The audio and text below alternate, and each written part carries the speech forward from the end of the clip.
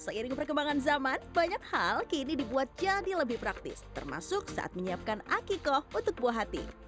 Kalau dulu banyak keluarga menyiapkan segalanya sendiri, kini ada layanan catering akikoh yang bisa membantu.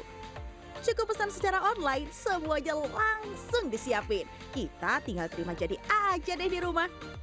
Yuk kita lihat secara lebih detail gimana sih proses catering akikoh ini dipersiapkan.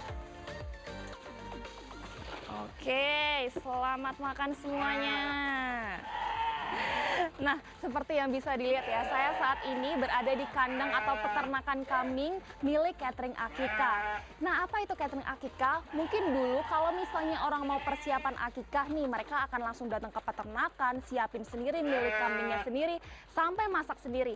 Cuman sekarang karena ada jasa catering, orang-orang itu bisa jadi lebih praktis karena apa? Disiapin nih, mereka bisa pilih kambing, dibantu, kemudian dibantu pemotongan, milih masaknya juga, menunya seperti apa, sampai nanti sudah di packing jadi box-box yang premium. Oke, setelah ini ikuti saya terus gimana sih proses pembuatan makanan, kemudian pemilihan kambing akikah ini dari hulu ke hilir. Sekarang saya mau lanjut kasih makan kambing-kambing ini dulu ya. Oke, silakan, selamat makan. Dalam pelaksanaan akikoh, ada beberapa ketentuan yang perlu diperhatikan. Mulai dari jumlah hewan yang disesuaikan dengan jenis kelamin anak, hingga syarat hewan yang digunakan seperti kondisi kesehatan dan usianya. Bagi keluarga yang ingin menggunakan jasa catering, pemesanan dapat dilakukan melalui sosial media atau datang ke cabang yang tersedia di sejumlah kota, termasuk wilayah Jabodetabek, Bandung, Karawang, Bogor, dan Sidoarjo. Pilihan paket yang ditawarkan juga ada beragam dengan jumlah porsi yang disesuaikan dengan bobot hewan akikoh yang disembelih. Nah, setelah melihat proses dari kandang hingga penyembelihan, sekarang saatnya kita mengintip proses selanjutnya.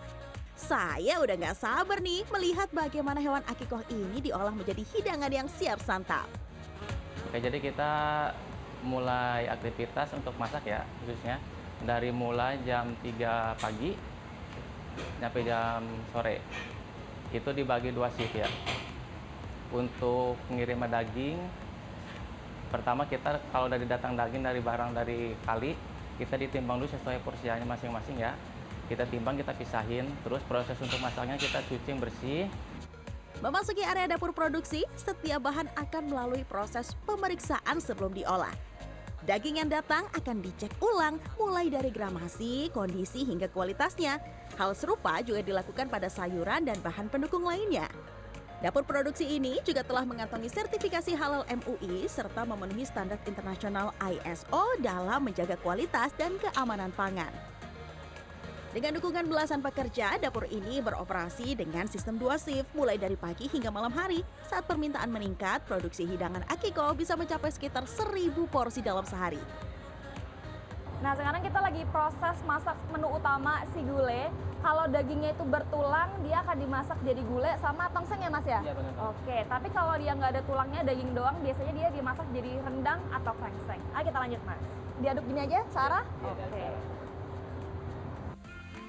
Agar dagingnya empuk, ada beberapa teknik nih yang dilakukan. Sebagian daging akan dipresto, sementara di beberapa menu lain daging diolah dengan tambahan nanas atau menggunakan cara tradisional seperti memasukkan sendok ke dalam panci. Untuk pilihan hidangan, beragam menu disediakan. Ada menu utama seperti rendang, gulai, krengseng, teriyaki, hingga kare. Terdapat pula pilihan lain seperti nasi kebuli, ayam bakar, hingga aneka pelengkap seperti bihun dan kentang balado. Setelah selesai, box-box akikoh ini kemudian dimuat ke dalam kendaraan pengiriman dan siap meluncur menuju rumah pemesan. Siap deh untuk dinikmati.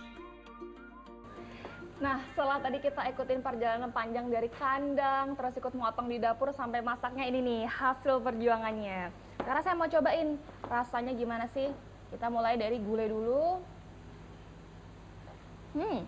Kuahnya tuh seger. Terus pas dimakan berasa banget aroma rempah-rempahnya itu kuat. Jadi emang dia nggak pelit bumbu. Terus nggak ada aroma pengusnya juga nih, padahal ini domba loh.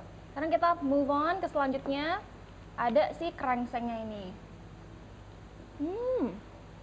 Rasanya sama. Pas digigit, dagingnya lembut. Terus ada hint pedesnya dan juga manis, enak deh pokoknya. Sekarang orang kalau mau akikah tuh pokoknya nggak perlu ribet deh.